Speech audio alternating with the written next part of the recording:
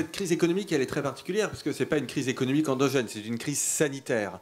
Et donc la situation économique, elle dépend avant tout de la situation sanitaire ou de l'idée qu'on s'en fait. Donc on n'a pas de repères historiques ou très peu de repères historiques. Quand on regarde un peu les études économiques qui éclairent le type de situation qu'on vit aujourd'hui, les plus complètes que j'ai pu trouver sont liées à la grippe espagnole en 1918. Mais évidemment, la situation de nos sociétés était complètement différente. Je ne reviens pas sur des choses qui sont très connues. On a une montée du chômage, c'est normal. Hein. On a la récession la plus forte depuis 1942, donc forcément ça fait du chômage. On va avoir quelques faillites d'entreprises.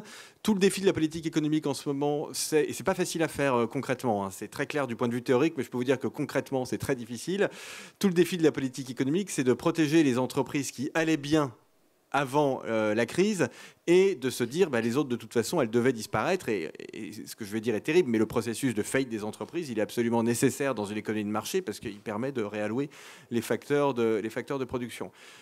Au début de la crise on sauvait tout le monde, voilà, donc c'était pas compliqué, on a mis un coma artificiel, mais maintenant, on peut plus faire ça. Mais on ne va pas se mentir, les 3, 4, 5 prochains mois et les 2 ou 3 prochaines années vont être forcément un petit peu compliqués. Je suis en revanche très optimiste à moyen terme.